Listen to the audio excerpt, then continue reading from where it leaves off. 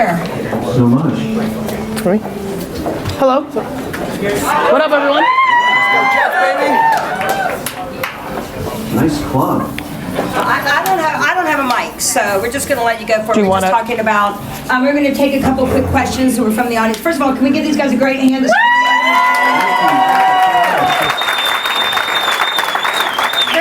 There's a lot of entrepreneurs here, a lot of people starting their own businesses, and they're just talking about, some of the things, what they can do to prepare for the future, just to stay ahead of their game, and also just what are some of the challenges that I know you've been through a lot, challenges that made you who you are. If you wouldn't mind sharing that, that'd be great. Hey, hold up there.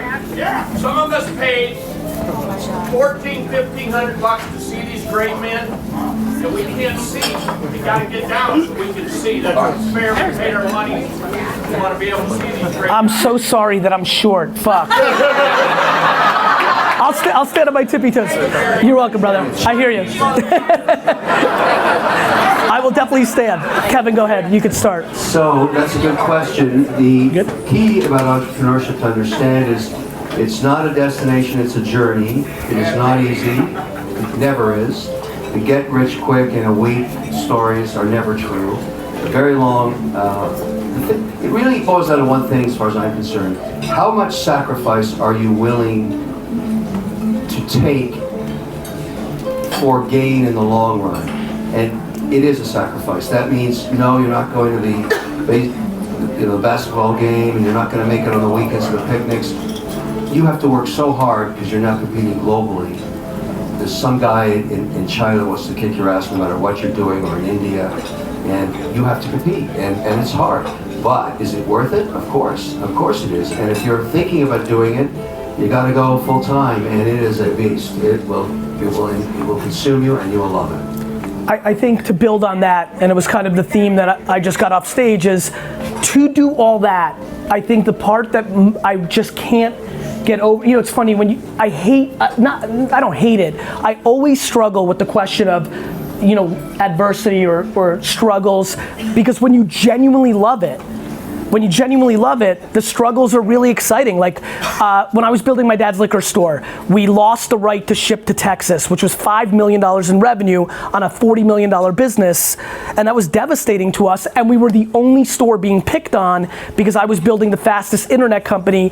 And in wine and liquor, it's state by state regulated, and they can kind of play in that variable. That was heartbreaking to me. It was devastating for a small business that had no capital. But in a weird way, I get, I'll paint a picture. There's always that scene in a movie, I don't know which movie, but I'm sure you've seen this cliche scene where somebody gets punched in the face and the person's trying to knock them out, and the person takes the punch and they're bleeding, and then they kind of like taste the blood and they kind of weirdly like it, and they look back at the other guy or gal and that person knows they're fucked. That's how I think about entrepreneurship. Like, I genuinely like getting beat. I like losing because I think I deserve it, because the one thing that I love about entrepreneurship and capitalism is the merit of it.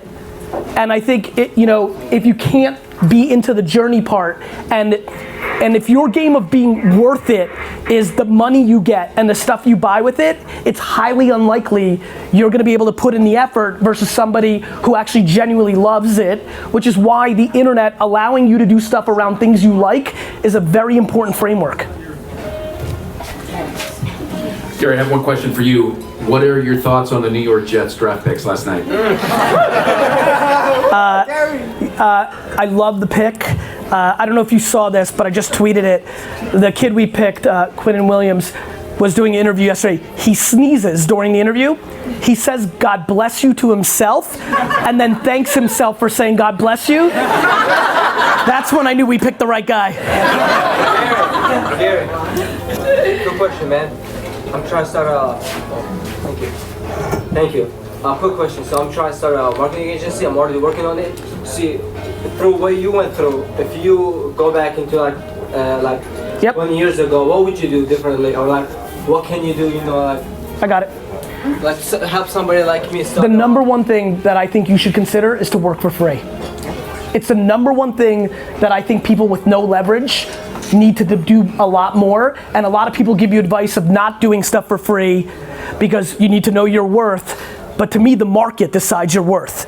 And if nobody knows who you are and nobody cares to work with you, I did an enormous amount of free work for Pepsi, for Gillette. That's what built the foundation of VaynerMedia. So my number one advice for you is to do free work and use that success to leverage more companies, but for free. For free. Okay. I mean, you should ask to get paid, but if you get 8,000, I love when people get 8,000 no's and then aren't willing to work for free. The market told you. Like people are like, yo, but my service is worth something. No, it's not. Until people consistently pay for that service at that price, it's not worth, what, because you and your mom decided? Free. Do you also recommend getting testimonials from them at least? What's that? Testimonials? Of course, but the results, you'll always get testimonials if you actually execute. Thank you. Kev, any thoughts on that? I think you covered that one. Kevin, so Kevin, question for you is that with the market being on such a great run, it's at an all-time high, how do you, I know you're not Nostradamus, but how do you predict the next 12 months? We've been on a bull market for 11 months. Where are you hedging your bets? We're in the longest bull market in history now, but we also should realize the reason that this could continue is that we have never, in the last 20 years, deregulated our economy the way it's being deregulated and unshackled now. A lot of people don't talk about the state, municipal, and federal regulations that are being peeled away from small business where the majority of jobs are created in America. And so whether you like the president or you don't, it's kind of irrelevant because the policy that is being put in place by this administration is so pro-business in a way that we never had before. And so it's very hard to understand what would slow this cycle down. We're probably in the 7th inning here, but if we get a Chinese trade deal and rates stay low and we continue to deregulate and corporate taxes, which are now finally kicking in at a lower rate, this could go on for a significantly longer period of time than anybody could even imagine. There's no more powerful economy than the American economy, but it's just been shackled with some really bad managers for the last 20 years. Administrations that were punitive to business that are no longer punitive, so you can just see it manifest itself. We're the #1 producer of, or the fastest growing producer of oil in the world right now. We used to actually regulate ourselves away from making energy like we were idiots or something. Now we're free to do it, and look what's happening. It's an extraordinary reversal. This is a golden time to be an entrepreneur. It's a golden time to get out there and get it going. But you'll never get a better time than this. Gary, your take.